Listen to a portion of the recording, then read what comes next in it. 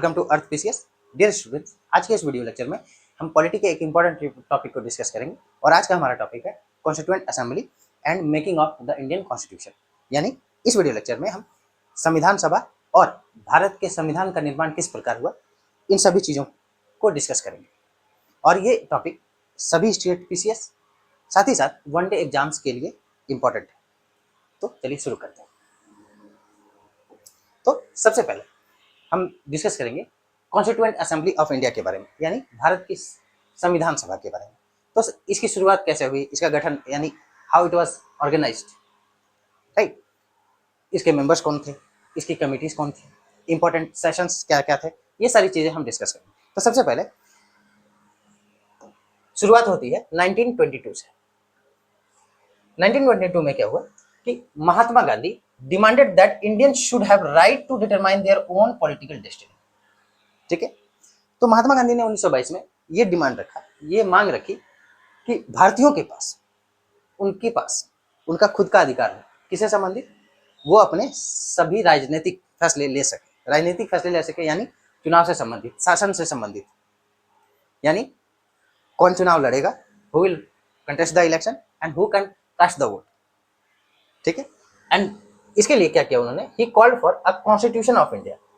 इसके लिए उन्होंने भारत के एक संविधान की मांग की।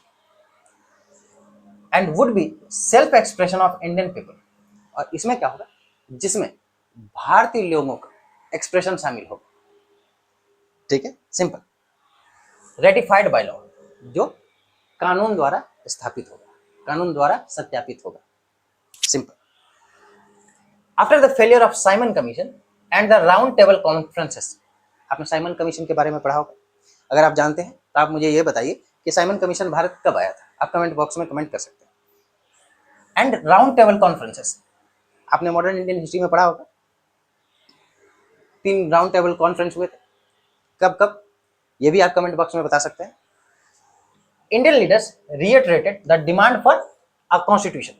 तो अब जैसे जैसे समय बीतता गया, ऐसे तो अगर कहें तो 1885 में इंडियन नेशनल कांग्रेस की स्थापना हो गई थी। तो उसके बाद से ही लिबरल्स ने अंग्रेजों से भारतीयों के लिए कुछ कुछ अधिकारों की मांग रखना शुरू कर दी। मांग तो अगर कहें तो मांग तो 1857 के बाद से ही स्टार्ट हो गई थी। ठीक है, लेकिन कांग्रेस, इंडियन नेशनल कांग्रेस की स्थापना के बाद, फाउंडेशन के बाद, ये डिमांड धीरे धीरे और जोर पकड़ती गई। और फिर लिबरल्स ने भी डिमांड रखा कि नहीं, हम भारतीयों के पास खुद का एक संविधान होना चाहिए, कॉन्स्टिट्यूशन होना चाहिए। नेक्स्ट, ये नाम बहुत इंपॉर्टेंट है, मानवेंद्र नाथ रॉय, शॉर्ट में आप इन्हें बुक्स में पढ़ते हैं MN रॉय। ठीक है, तो इन्होंने 1934 में, कब? 1934 में एक फॉर्मल और propose the idea of a constituent assembly for India. तो MN रॉय ने, मानवेंद्र नाथ रॉय ने कब? 1934 में एक फॉर्मल कॉन्स्टिट्यूएंट असेंबली की डिमांड रखी। Simple. Next important point, world war second urgency push the British to address the Indian constitutional issues. उसके बाद जैसे ही सेकेंड वर्ल्ड वॉर खत्म, उसके बाद ब्रिटिश एक कहें तो एक तरह से कमजोर पड़ने लगे। तो उन्हें ना चाहते हुए भी भारतीयों के डिमांड को एक्सेप्ट करना पड़ा। तो कैसे?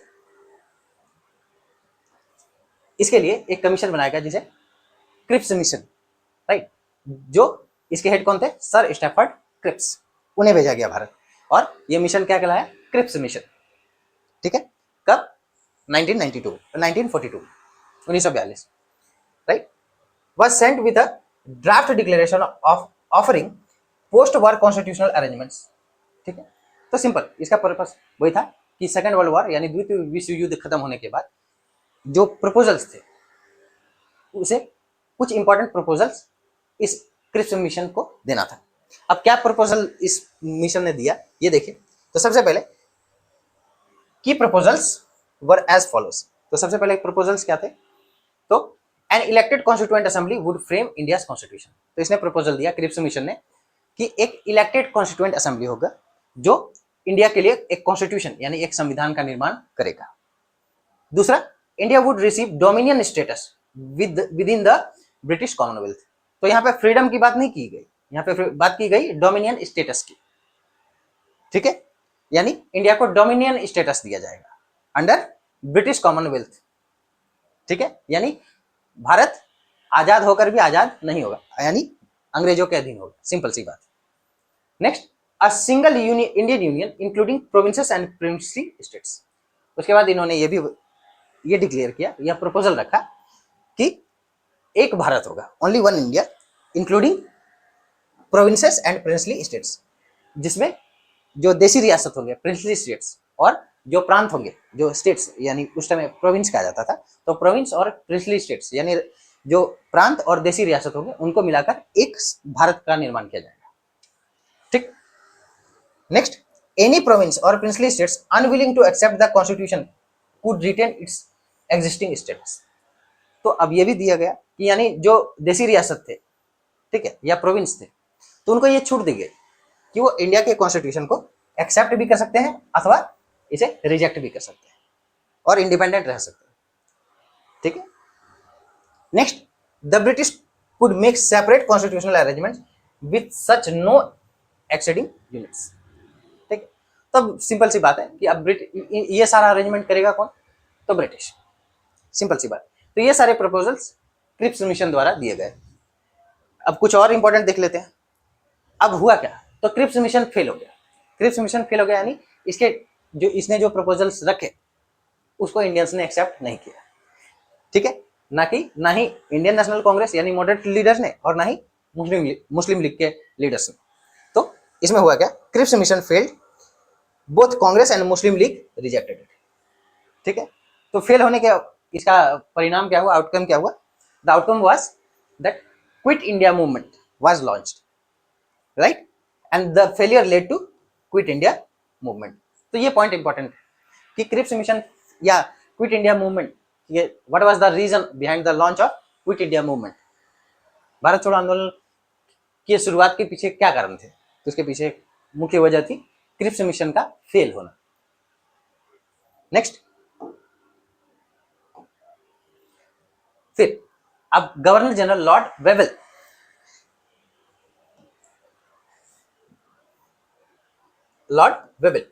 tried to build consensus but efforts including Simla conference failed। तो फिर जैसे क्रिप्स मिशन फेल हुआ, फिर वैसे ही लॉर्ड वेबल ने एक सिमला कॉन्फ्रेंस को भी ऑर्गेनाइज किया, वो भी फेल हो गया। तो धीरे धीरे जैसा कि मैंने कहा कि सेकेंड वर्ल्ड वॉर के बाद, द्वितीय विश्व युद्ध के बाद अंग्रेज कमजोर पड़ने लगे थे। ठीक है, the British then sent cabinet mission. इन कमिटीज को आपको याद रखना है क्योंकि एग्जाम्स में ये पूछे जाते हैं और क्रोनोलॉजी भी पूछी जाती है, यानी क्रम में, सही क्रम में आपको अरेंज करना है, ये भी पूछी जाती है। तो सबसे पहले कैबिनेट मिशन के पहले क्रिप्स मिशन। ठीक है, तो कैबिनेट मिशन विच रेकमेंडेड, तो जैसे कोई कमिटी आई, कमीशन आया, तो सबने अपने अपने प्रपोजल्स रखे, अपने अपने रिकमेंडेशंस दिए, तो इसने भी कुछ रिकमेंडेशंस दिए कैबिनेट मिशन ने। इसने क्या कहा? A union of India including British provinces and princely states. इसने क्रिप्स मिशन वाली बात ही दोहराई कि एक यूनियन ऑफ इंडिया होगा, ठीक है, भारत का संघ, जिसमें क्या होगा? ब्रिटिश प्रोविंसेस यानी वैसे प्रोविंसेस जो ब्रिटिश के अधीन थे, प्लस प्रिंसली स्टेट्स जो देसी रियासत, उनको मिलाकर एक भारत का निर्माण किया जाएगा, जिसे क्या कहा जाएगा? यूनियन ऑफ इंडिया, भारत का संघ। उसके बाद lapse of crowns paramountcy over princely states. उसके बाद इसने ये प्रपोजल रखा कैबिनेट मिशन ने कि जो प्रिंसली स्टेट्स थे, देसी रियासत, उस पर ब्रिटिश साम्राज्य की हुकूमत खत्म हो जाएगी। Next, federal structure with strong provinces and weak centre. इसमें एक फेडरल स्ट्रक्चर, संघीय प्रणाली का निर्माण किया जाएगा। संघीय प्रणाली यानी जैसा कि आप जानते होंगे फेडरलिज्म, संघीय प्रणाली, इसमें होता क्या है कि सेंटर और स्टेट दोनों को कॉन्स्टिट्यूशन से पावर मिलता है। तो इसमें बोला गया कि एक फेडरल स्ट्रक्चर, संघीय प्रणाली का निर्माण किया जाएगा, जिसमें क्या होगा कि strong provinces and weak centre, जिसमें जो प्रोविंस होंगे, जो प्रांत होंगे, उनको ज्यादा शक्ति मिलेगी, उनको ज्यादा पावर्स मिलेंगे, और जो सेंटर होगा उसे कम पावर मिलेगा। जैसे यूएस में है, वहां पे फेडरलिज्म है, तो स्टेट्स के कंपैरिजन में सेंटर वीक है, बट इंडिया में क्या है? क्वासी फेडरलिज्म, यानी स्टेट्स के मुकाबले सेंटर को ज्यादा पावर है इंडिया में। एन इलेक्टेड कॉन्स्टिट्यूएंट असेंबली, तो यहाँ पे बात हो गई कॉन्स्टिट्यूएंट असेंबली की, किसके अंतर्गत, कैबिनेट मिशन के अंतर्गत, टू फ्रेम द कॉन्स्टिट्यूशन, ठीक। An interim government with the support of major political parties, तो कॉन्स्टिट्यूएंट असेंबली भी बनेगी, एक इंटरिम गवर्नमेंट भी बनेगा। इंटरिम गवर्नमेंट या आप उसे टेम्पोररी गवर्नमेंट भी कह सकते हैं, तो टेम्पोररी गवर्नमेंट भी बनेगी, किसके साथ, तो with the support of major political parties. Simple, ये तो प्रोपोजल से कैबिनेट मिशन की। अब आते हैं बात कॉन्स्टिट्यूएंट असेंबली के बारे में। तो constituent assembly of India was formed as a part of और as per the cabinet mission plan. ये पॉइंट इंपॉर्टेंट है कि क्वेश्चन पूछा जा सकता है कि constituent assembly of India was framed as per a part of और as per the provisions of which commission और कमिटी, तो your answer should be cabinet mission plan. Simple. अब आती है बात कॉन्स्टिट्यूएंट असेंबली के बारे में। तो कॉन्स्टिट्यूएंट असेंबली में आपको याद रखना है कि जब कॉन्स्टिट्यूएंट असेंबली को पहली बार जब ऑर्गेनाइज किया गया, गठन किया गया, तो उस समय टोटल इसमें मेंबर्स थे 389। ये इंडिपेंडेंस की पहले की बात है, ठीक है, यानी इंडिया पाकिस्तान के सेपरेशन होने के, यानी भारत का विभाजन होने से पहले की बात है। कैबिनेट मिशन प्लान के अंतर्गत जो कॉन्स्टिट्यूएंट असेंबली बनाई गई, उसमें टोटल कितने मेंबर्स थे, 389, 389। इसमें से आउट ऑफ 389 आपको याद रखना है,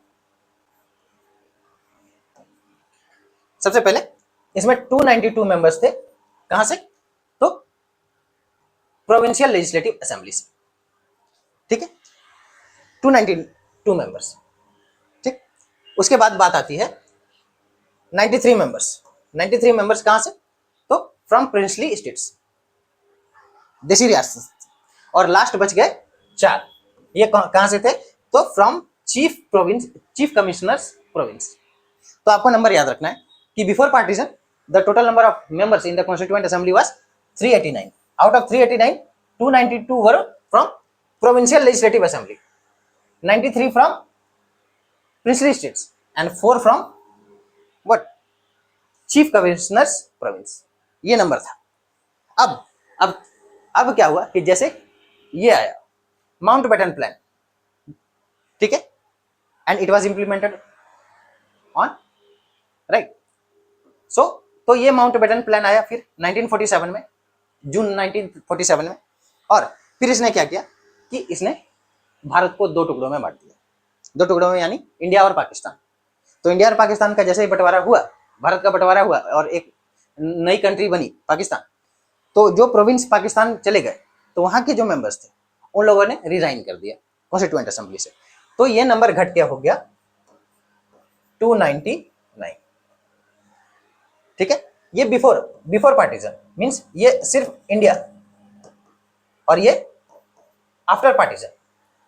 तो originally there were 389 members in the constituent assembly, but after partition means creation of Pakistan, the number reduced to 299, 299 हो गए घट के, ठीक है। ये आपको याद रखना है। And all elected members were chosen indirectly. तो फिर और एक बात आपको याद रखनी है कि ये जो मेंबर्स थे कॉन्स्टिट्यूएंट असेंबली के, तो ये लोगों द्वारा डायरेक्टली चुने नहीं गए थे, इसीलिए कॉन्स्टिट्यूएंट असेंबली को क्रिटिसाइज किया जाता है, इसकी आलोचना की जाती है कि इसका चुनाव भारत के आम जनों द्वारा आम चुनाव से नहीं हुआ, but they were elected indirectly, ठीक है। Next,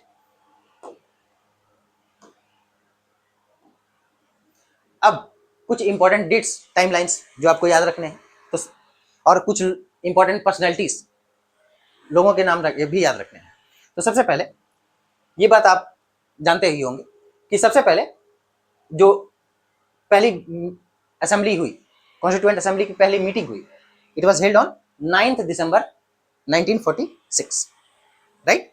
so assembly held it's first meeting on 9th December 1946। ये डेट आपको याद रखनी है, ठीक है। कॉन्स्टिट्यूएंट असेंबली की पहली मीटिंग कब हुई, 9th December 1946। अब इसके चेयरमैन कौन थे, तो इसके चेयरमैन, टेम्पररी चेयरमैन थे डॉक्टर सच्चिदानंद सिन्हा, राइट, टेम्पररी। और फिर बाद में इसके 2-3 दिन बाद ही फिर से डॉक्टर राजेंद्र प्रसाद को परमानेंट चेयर बना दिया गया कॉन्स्टिट्यूएंट असेंबली का।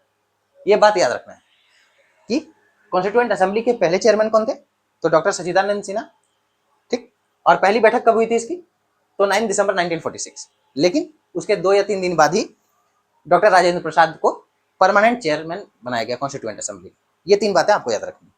Next, Jawaharlal Nehru introduced objective resolution. Objective resolution, ये बातें आपको याद रखनी है। डॉक्टर राजेंद्र प्रसाद, डॉक्टर सच्चिदानंद सिन्हा, ठीक है। तो अब जवाहरलाल नेहरू ने क्या इंट्रोड्यूस किया? ऑब्जेक्टिव रिजोल्यूशन, ठीक है। डेट आप याद रख सकते हैं, ठीक। इसके 4 दिन बाद ही, यानी 13 दिसंबर 1946। और ऑब्जेक्टिव रिजोल्यूशन क्यों इंपॉर्टेंट है?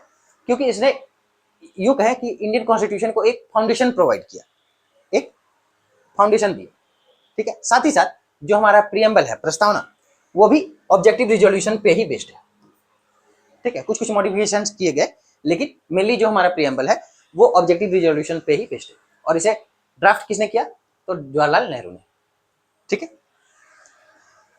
एंड इसमें से जो इंपॉर्टेंट टर्म्स है हमारे प्रीएम्बल में, प्रस्तावना में, sovereignty, democracy, federalism, right. Federalism ये हमारे प्रीएम्बल में इंक्लूड नहीं है और ना ही हमारे कॉन्स्टिट्यूशन में। ये बात आपको याद रखनी है कि word federalism is not included in the whole constitution of India, कहीं भी, nowhere it is mentioned. Justice, equality, freedom, ये सारी बातें, ये सारे वर्ड्स प्रीएम्बल में मेंशन है। और constitution, minority protection, territorial integrity, ये सारे वर्ड्स ऑब्जेक्टिव रिजोल्यूशन में इंक्लूडेड थे।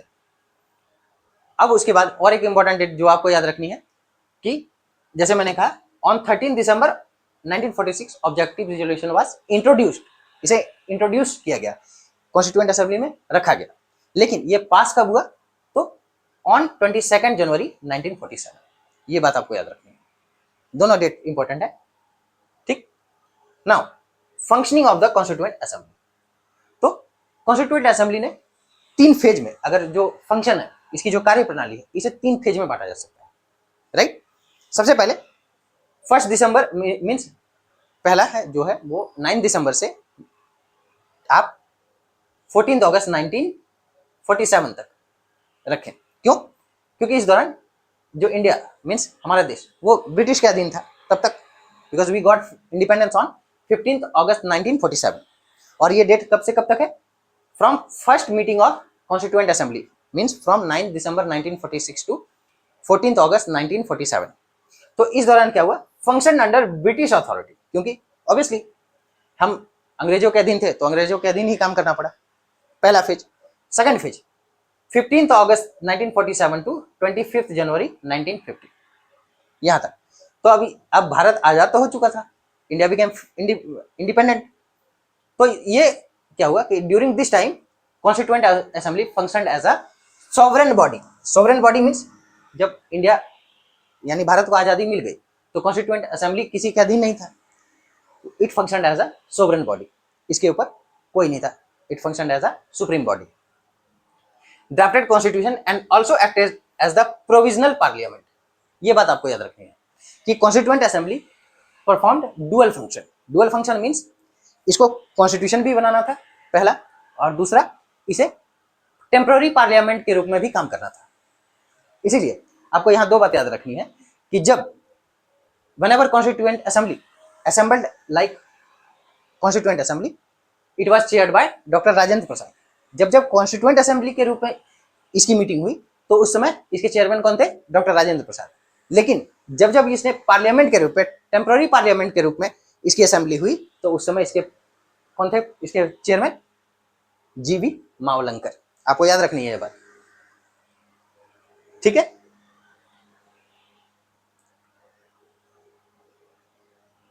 नेक्स्ट और थर्ड फेज, क्योंकि ऑन 26 जनवरी 1950, 26 जनवरी 1950 को संविधान को पूरी देश में पूरी तरह से लागू कर दिया गया।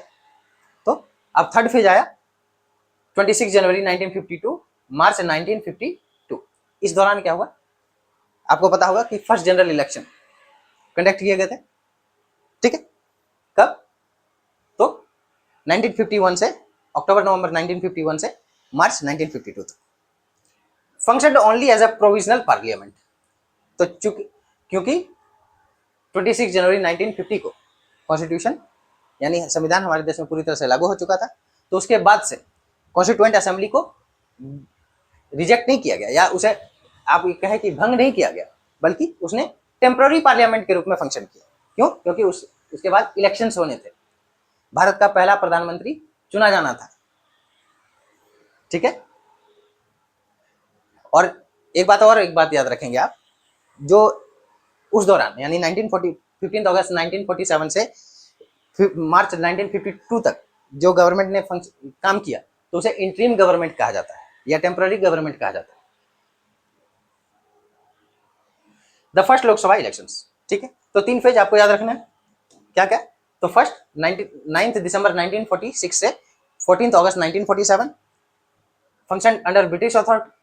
Second important phase from 15 August 1947 to 25 January 1950 function as a sovereign body. ठीक है, कॉन्स्टिट्यूएंट असेंबली के बारे में बात हो रही है। और तीसरा फ्रॉम 26 जनवरी 1950 टू मार्च 1952 तो function as a provisional parliament. ये 3 फेज याद रखना है आपको। Next, constituent assembly worked on 3 guiding principles. अब कॉन्स्टिट्यूएंट असेंबली को फंक्शन तो करना था temporary as a constituent assembly plus temporary parliament के रूप में भी। तो लेकिन जब कॉन्स्टिट्यूएंट असेंबली कॉन्स्टिट्यूशन बनाने का काम कर रही थी, तो इसने 3 प्रोसेस को फॉलो किया। क्या प्रोसेस फॉलो किए या गाइडिंग प्रिंसिपल्स जो कह लें आप, ठीक है, 3 गाइडिंग प्रिंसिपल्स। तो सबसे पहला क्या था? Consensus approach. Consensus approach means यानी जो भी कोई भी प्रोविजन जो संविधान में यानी कॉन्स्टिट्यूशन में इंक्लूड किया जाएगा, तो वो कंसेंसस बेस्ड होगा, उस पर आम सहमति बनेगी, तो उसके बाद भी कोई प्रोविजन कॉन्स्टिट्यूशन में इंक्लूड किया जाएगा। ठीक है, पहला। दूसरा, principal of accommodation. Principal of accommodation it means इसका सिंपल सा मतलब है कि हमने बहुत सारे प्रोविजंस अलग अलग कॉन्स्टिट्यूशन से लिए हैं, प्लस अलग अलग स्कॉलर्स ने भी अपने अलग अलग प्रोविजंस ऐड किए अपने तरफ से। ठीक है, क्योंकि आपको पता होगा कि कॉन्स्टिट्यूएंट असेंबली में बहुत सारे लॉयर्स, एडवोकेट्स थे, इंक्लूडिंग बी आर अम्बेडकर, ये सब और भी बहुत सारे लोग थे जो एडवोकेट लॉयर थे या लीगल एक्सपर्ट थे, कॉन्स्टिट्यूशनल एक्सपर्ट थे। तो उनके भी जो प्रोविजंस थे या उन्होंने जो सजेशन दिया, उनको भी कॉन्स्टिट्यूशन में इंक्लूड किया गया। लेकिन कैसे? After proper debate and discussion. सब पे डिबेट हुआ, सब पे डिस्कशन हुआ। ठीक है। And third, art of selection and modification. Art of selection and modification, जैसे हमने बहुत सारे प्रोविजंस अलग अलग कॉन्स्टिट्यूशन से लिया, जैसे पार्लियामेंट्री सिस्टम ब्रिटिश पार्लियामेंट से मान लेते हैं। ठीक है, एग्जाम्पल के तौर पे पार्लियामेंट्री सिस्टम ऑफ गवर्नमेंट कहाँ से? तो ब्रिटिश पार्लियामेंट से। इंडिया का जो मेन जुडिशियल सिस्टम है, मेनली जुडिशियल सिस्टम, तो वो अमेरिकन कॉन्स्टिट्यूशन से। ठीक है। Apart from that governor office, ठीक है, तो वो कहाँ से? तो गवर्नमेंट ऑफ इंडिया एक्ट 1935 से। ये सारी इंपॉर्टेंट प्रोविजंस जो इंडियन कॉन्स्टिट्यूशन में इंक्लूड किए गए। तो कैसे? तो आर्ट ऑफ सिलेक्शन, ऐसे नहीं कि रैंडमली कहीं से उठाया और इंडियन कॉन्स्टिट्यूशन में कॉपी पेस्ट कर दिया, चुना गया और साथ ही उनमें मॉडिफिकेशंस किए गए, चेंजेस लाए गए जो इंडिया के अकॉर्डिंग, इंडिया के लोगों के अकॉर्डिंग सुटेबल थे या उन्हें सुटेबल बनाया गया। ठीक है। तो 3 गाइडिंग प्रिंसिपल्स क्या क्या थे? सबसे पहले कंसेंसस अप्रोच, आम सहमति बनेगी तो ही उस प्रोविजन या जो भी प्रावधान होंगे उसे इंक्लूड किया जाएगा। Second, principle of accommodation. And third, art of selection and modification. No blind copy, ये नहीं कि कहीं से कुछ उठाया और ब्लाइंडली कॉपी पेस्ट कर दिया। ठीक है, simple.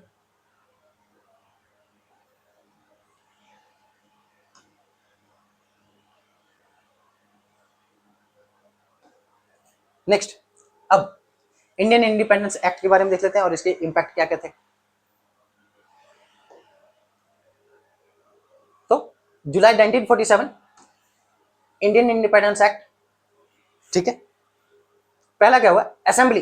Assembly means constituent assembly, आपको ये बात याद रखनी है। Given complete autonomy to frame any constitution. तो इंडियन इंडिपेंडेंस एक्ट के अंतर्गत कॉन्स्टिट्यूएंट असेंबली को कंप्लीट इंडिपेंडेंस यानी पूरी छूट दी गई, पूरी आजादी दे दी गई कि ये किसी भी तरह का कोई भी कॉन्स्टिट्यूशन बनाया जा सकता है, इस पर कोई रेस्ट्रिक्शन लिमिटेशंस नहीं है। सिंपल।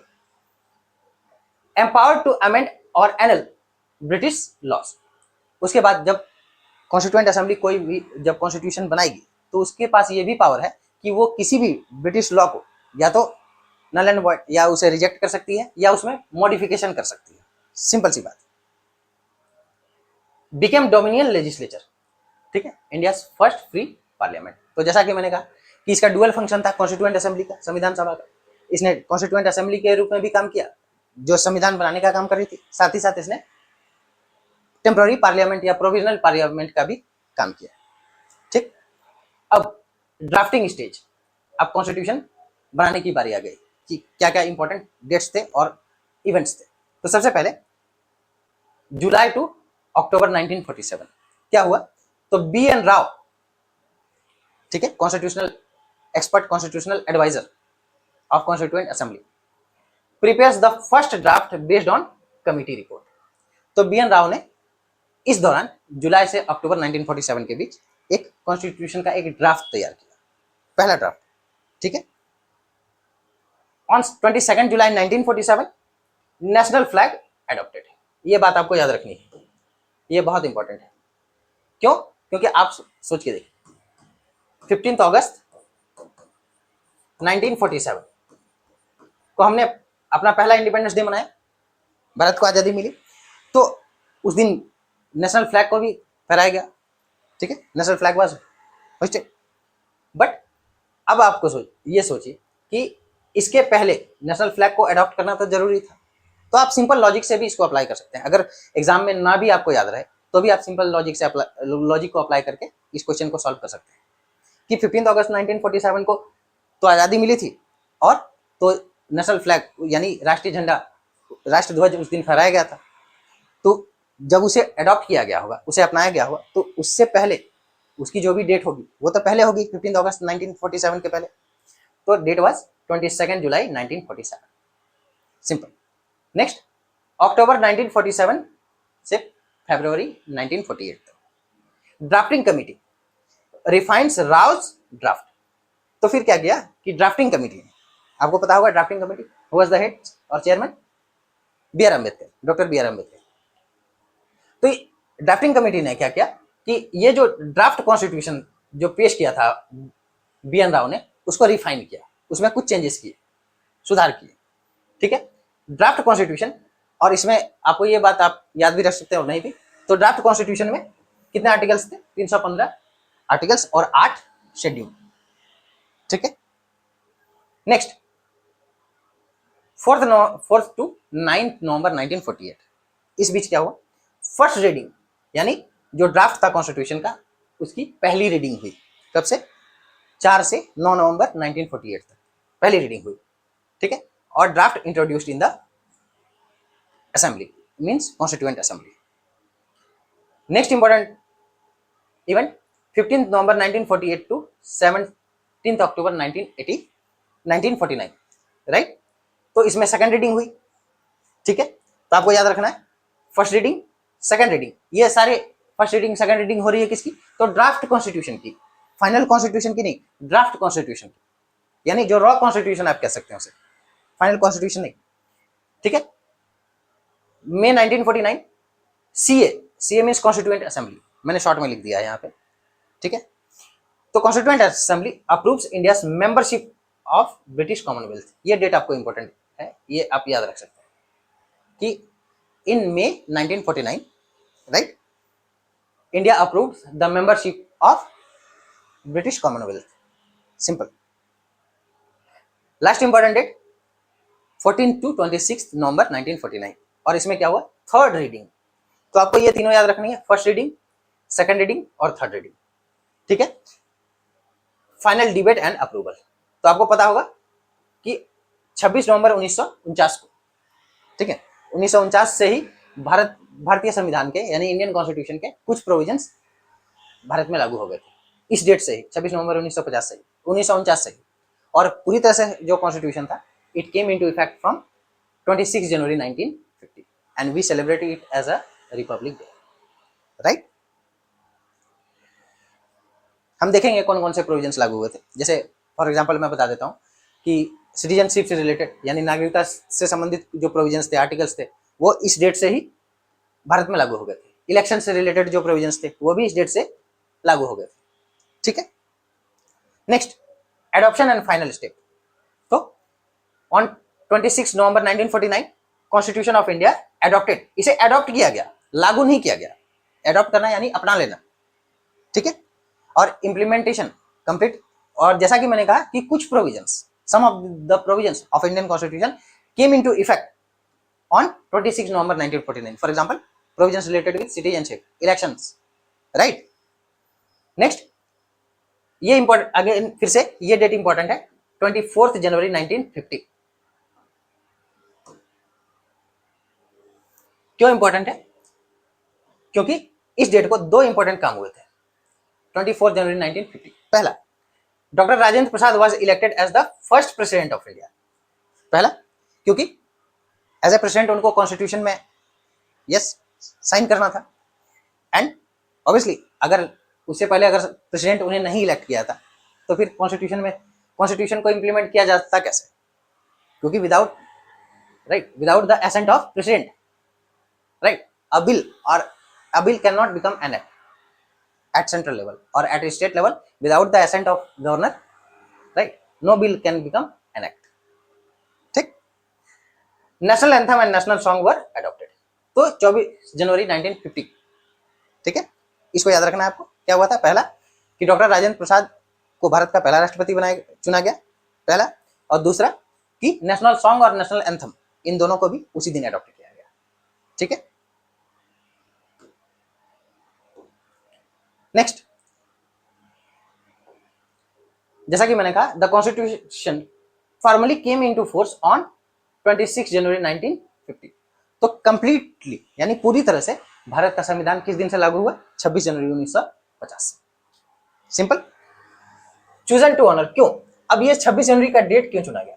तो ये हिस्टोरिकल पर्सपेक्टिव से इंपॉर्टेंट है, आपने मॉडर्न इंडियन हिस्ट्री में पढ़ा होगा, ठीक है। टू ऑनर 1929 पूर्ण स्वराज डिक्लेरेशन, ठीक है। सिंपल सी बात, ठीक है। और कहा यह हुआ था? तो ये लाहौर में हुआ था, on the bank of which river? Ravi, ठीक है।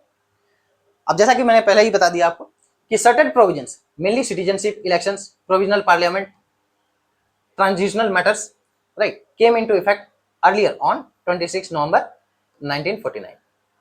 तो मैंने पहले ही आपको बता दिया कि सिटीजनशिप से रिलेटेड, इलेक्शन से रिलेटेड, प्रोविजनल पार्लियामेंट से रिलेटेड प्रोविजंस इसी डेट से लागू हो गए थे। बाकी कंप्लीट कॉन्स्टिट्यूशन कब से लागू हुआ? तो 26 जनवरी 1950। And remaining provision became operational on this date. Clear?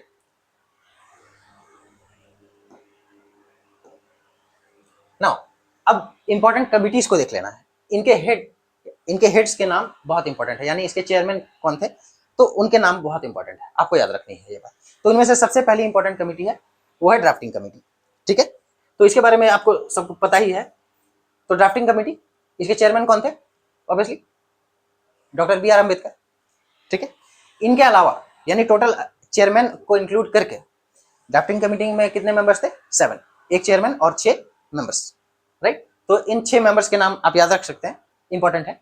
N Gopalaswami Iyengar, अलादी Krishna Swami Iyer, doctor के एम मुंशी, सैयद मोहम्मद सादुल्ला, एन माधवराव, ठीक है, जिन्होंने बी एल मित्तर की जगह ली थी, ठीक है। टी टी कृष्णमचारी, ठीक है, इन्होंने डीपी खेतान को रिप्लेस किया था, जिनकी मृत्यु हो गई थी 1948 में, तो इनकी जगह पे टी टी कृष्णमचारी को रखा गया था, ठीक है। तो ये 7, इन सब के नाम आपको याद रखने हैं, ठीक है। ड्राफ्टिंग कमेटी चेयरमैन कौन? बी आर अम्बेडकर और 6 मेंबर्स, 1 2 3 4 5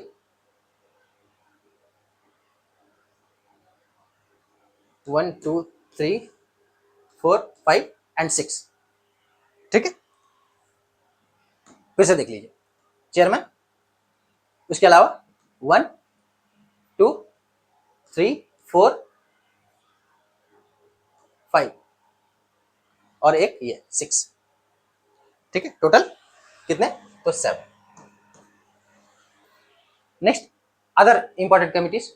तो इन कमिटीज को इनके फंक्शंस, ठीक है, इनकी कार्य प्रणाली के आधार पर बांटा जा सकता है। तो पहला इन्हें हम कुछ ऑर्गेनाइजेशनल कमिटीज को देखेंगे, ठीक है। ऑर्गेनाइजेशनल कमिटीज, तो इनका फंक्शन क्या था? established to ensure the smooth functioning of the constitution making process। ठीक है, तो इनका मेन काम क्या था कि कॉन्स्टिट्यूशन बनाने की जो प्रक्रिया है वो स्मूथ चलता है, स्मूथली फंक्शन कर सके। ठीक है, and each committee had a distinct purpose, और हर कमिटी का एक पार्टिकुलर यानी एक खास मकसद था, खास उद्देश्य था। ठीक है, तो चलिए कमेटी देख लेते हैं। पहली committee rules of procedure committee, इसके चेयरमैन कौन? Doctor Rajendra Prasad. Steering committee Rajendra Prasad. Staff and finance committee Rajendra Prasad. ठीक है, मैंने उसी ऑर्डर में लिख दिया ताकि आपको याद रखने में आसानी हो। एक और कमेटी जिसके हेड या चेयरमैन राजेंद्र प्रसाद थे वो थे ad hoc committee on national flag. तो आपको याद रखना है कि टोटल 4 कमेटी जिसके हेड कौन थे? राजेंद्र प्रसाद। पहला rules of procedure committee, steering committee, staff and finance committee and ad hoc committee on national flag. इन चारों के हेड कौन थे या चेयरमैन कौन थे? राजेंद्र प्रसाद। क्रेडेंशियल कमेटी, ठीक है, A K Iyer, Alladi Krishnaswami Iyer. Order of business committee K M Munshi. ठीक है, और states negotiating committee Jawaharlal Nehru. Simple. अब और दूसरी कमिटीज भी देख लेते हैं। नेक्स्ट, अब प्रिंसिपल कमिटीज एंड देयर सब कमिटीज। ठीक है, तो यहाँ पे मेनली प्रिंसिपल कमिटीज कौन कौन थे? तो इनमें से पहली कमिटी, ये नाम काफी बड़ा है और आपको याद रखना है क्योंकि इंपॉर्टेंट है। Advisory committee on fundamental rights, minorities, tribal areas and excluded area, chairperson Sardar Patel. और इसके 5 सब कमिटीज थे, 5 सब कमिटीज। ठीक है, और इन 5 सब कमिटीज में एक कमिटी इंपॉर्टेंट है, सब कमिटी ऑन फंडामेंटल राइट्स। ठीक है, वो कमिटी इंपॉर्टेंट है, वो आपको याद रखना। बाकी 4 के नाम आप याद रख सकते हैं। ठीक है, next union powers committee Jawaharlal Nehru, union constitution committee Jawaharlal Nehru, provincial constitution committee Sardar Patel. तो कंफ्यूजन नहीं होना चाहिए आपको। क्यों? क्योंकि यूनियन कॉन्स्टिट्यूशन कमिटी के हेड कौन थे? जवाहरलाल नेहरू। और प्रोविंशियल कॉन्स्टिट्यूशन कमिटी के कौन हेड थे? तो सरदार पटेल। तो आप देख सकते हैं 2 के हेड कौन है? सरदार पटेल। एक जिसका नाम काफी लंबा चौड़ा है, और दूसरा प्रोविंशियल कॉन्स्टिट्यूशन कमिटी, दोनों के हेड कौन थे? सरदार पटेल यानी चेयरमैन। ड्राफ्टिंग कमिटी, ये तो सभी जानते हैं, डॉक्टर बी आर अम्बेडकर। ठीक है, अब और कुछ सेक्टोरल कमिटीज देख लेते हैं। तो सेक्टोरल कमिटीज इनमें तो एडहॉक कमिटी ऑन सिटीजनशिप, ये भी इंपॉर्टेंट है। चेयरमैन कौन और चेयरपर्सन? एस वरदाचार्य। ठीक है, committee on chief commissioners province, N Gopalaswami Ayyangar. ठीक है, expert committee on financial provisions of constitution, N R Sarkar. Lastly sub committee on minority safeguards for West Bengal and East Punjab, Sardar Patel. तो 3 कमिटी के चेयरपर्सन या चेयरमैन जो कह लें आप, कौन थे? सरदार पटेल।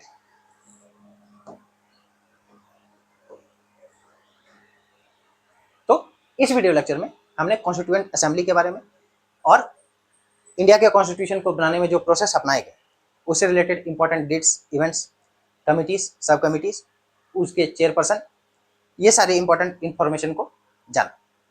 मिलते हैं अगले इंपॉर्टेंट लेक्चर में, तब तक के लिए धन्यवाद।